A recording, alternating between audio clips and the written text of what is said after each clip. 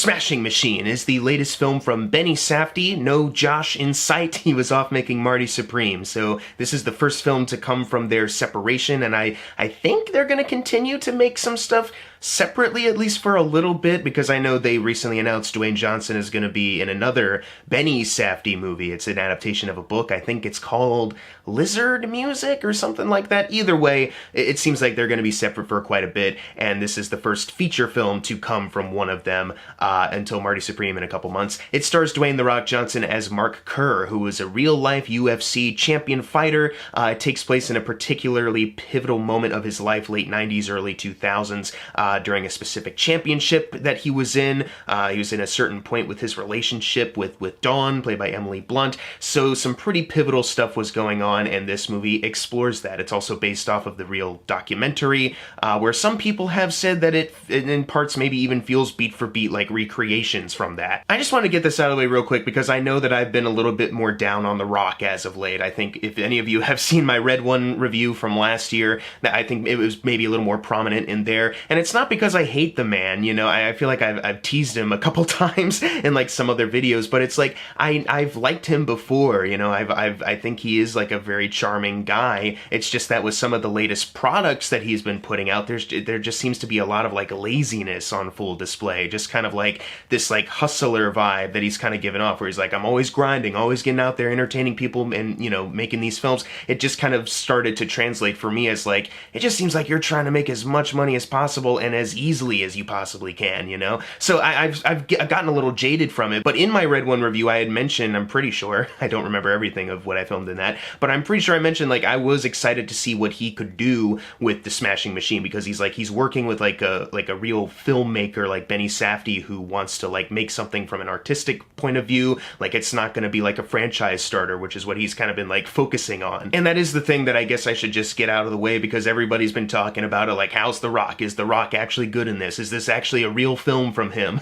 And I will say that him in this movie, yeah, it's the best he's been in years, and really, like, I haven't seen every Dwayne Johnson movie out in existence, but I mean, of the ones I've seen, as far as like his acting, this is the best job that he's ever done. He's like doing a character voice pretty much the entire time, so it's like, okay, he dedicated himself that much to do that. He's dedicating himself to the wig and the like slight prosthetics that they put to like change him. Like, he really does get lost in a character. Like, there's never really, even when he goes bald later in the movie, I was still kind of like, I'm still not seeing The Rock, because they've still like done something to his face, and he's still like keeping up with like the character acting. He's still doing a really great job with that. Like, there's so many points where like his timidness really does like kind of shine through, and some points where like any other actor might just be like blasé or maybe just go over the top. He's just like, he's sticking to it. Like, are there any other pain medications you could give me? No?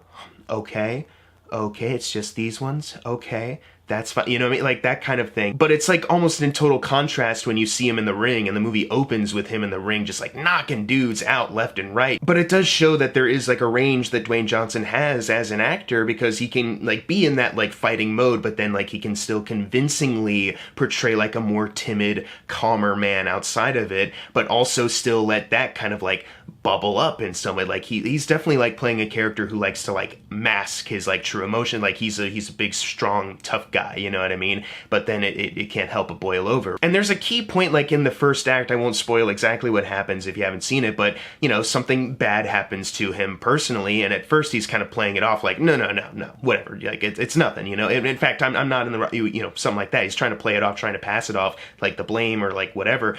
But then he gets by himself and he like allows himself to cry, only for a little bit though. There's still like some dimensions to this character, and Dwayne Johnson is actually allowing himself to kind of fit that mold and just let him as an actor be used in that way. And I also found it interesting, like I feel like there's definitely some parallels with The Rock, like personally with Mark Kerr, the character. Like, there's one point, like I said, he's trying to pass off blame to like something else. Like, no, I didn't do that. Like, that didn't happen because of me. That was because of that, you know, something like that. And I couldn't help but think of like how The Rock, when Black Adam was looking like it was underperforming, he released an article like very immediately after where he was like, I was just waiting for the accountants to come in, but yeah, look, we're gonna make a profit. Look at the list right here, you know? Or like, he can't lose in a fight in any movie. You know, that's like, you know, a contractual thing that people are saying about him is that he can't like lose a fight, or if he has to abandon a fight, they have to clarify that, like the thing in Fate of the Furious when Jason Statham's like, you couldn't have even beat me in that one fight we had in the building, and then Dwayne Johnson's like, no, because I left the fight because I had to save a woman, but I would normally never leave a fight, you know what I mean?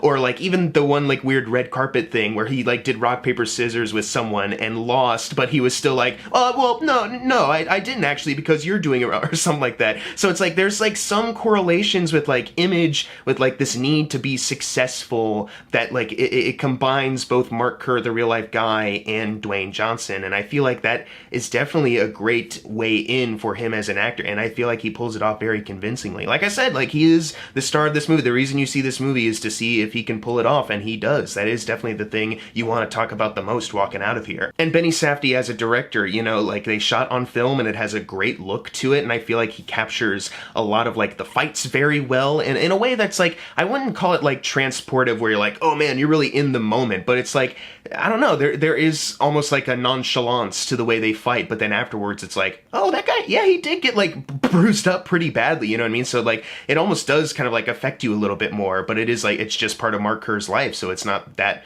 big of a deal for him, right? So there is some kind of magic to that, but just the way he captures just, you know, regular living their life or escalating personal drama. The cinematography has a great look to it. There's a great musical score also to accompany it at some key parts.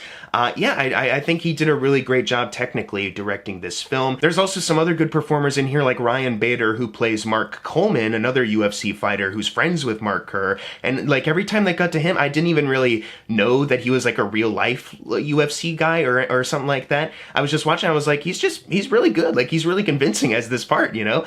And Emily Blunt, of course, bears it all in a way that's like really affecting in some key parts where I was like, yeah, this is why she's one of the best working today. You cannot deny that.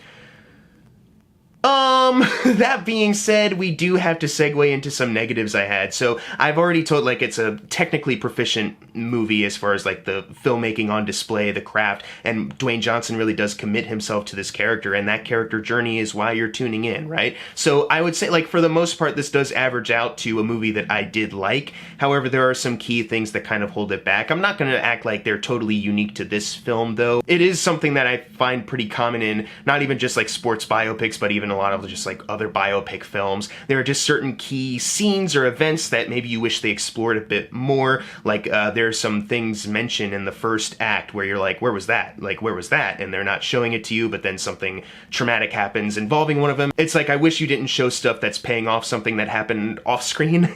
You know what I mean? There's also a moment in this film where and maybe I missed something, maybe they were trying to go for something that I just like missed, but there's like a scene that I feel like they took too long with that didn't seem like it paid off in a way that I found satisfying, or I could see like the connection to. It was just kind of like, I don't know why we're spending so much time on this. Maybe that's cleared up somewhere else.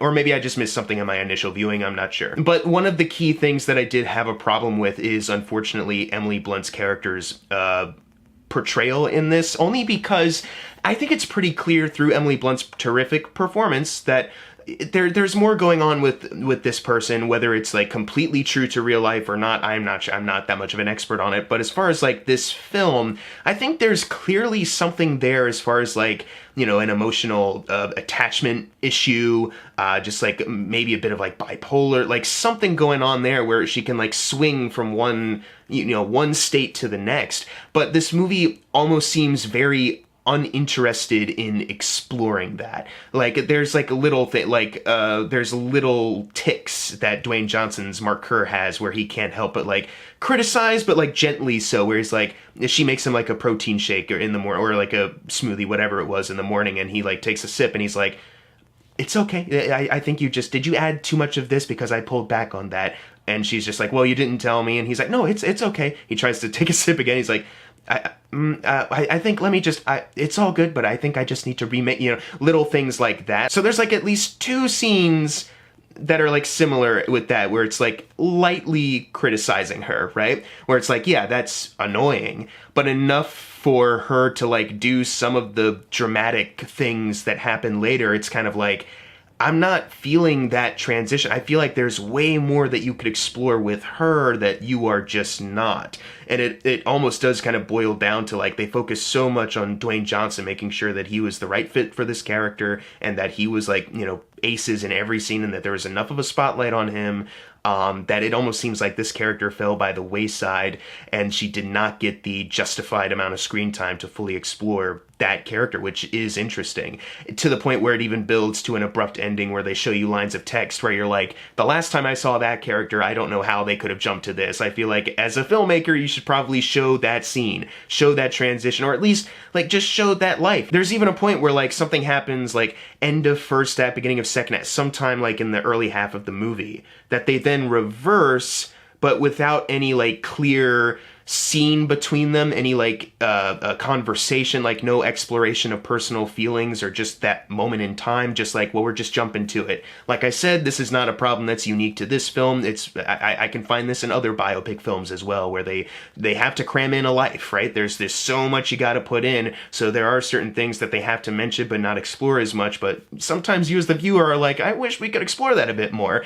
especially a point where Mark Kerr realizes he needs to get some help and they drop him off at rehab, only for them to skip that part completely. And me, I was like, maybe this isn't a flaw for everybody, but for me, I'm like, I want to see that character actually like sit down with people, like go through the procedure. You know, I want to see like how his character now changes because of it, instead of just jumping to the next bit where like obviously he's gotten out of rehab, but he almost seems almost exactly the same except for one new different. It's like, I wish I could feel that side of it a bit more. I don't think the storytelling is as tight here. It does fall into that loosey-goosey biopic formulaic kind of writing, and unfortunately, despite the fact that you have a great performer in Emily Blunt, her character is the one that suffers the most. But that being said, I still found it to be a decent movie. Like, I enjoyed learning about the man. I enjoyed learning about some of the things going on with the sport at the time, something I'm completely foreign to, obviously. And it's a technically well-made movie, and Dwayne Johnson's doing great, as I mentioned. Everyone is doing great. There's no, like, weak actors. It's just, you know, certain portrayal of a character and just certain events that you are not seeing that you wish you could see and experience with the people, just for that further exploration. I'm gonna give The Smashing Machine a B-. My issues aside, I do think this is a worthwhile experience just to see what The Rock has been keeping from us for so long as far as like his actual acting skills, and also just to see how Benny Safdie, you know, crafts the film, directs the film, and just to learn a little bit more about this man you might not know. And honestly, if you're a fan of Mark Kerr, I assume you'll probably like this maybe even a lot more than me. But if you've seen The Smashing Machine, leave your thoughts in the comments below what you thought of it. And as always, thank you guys for watching. Make sure to subscribe. I'm Jackson Fulcher. See you guys next time.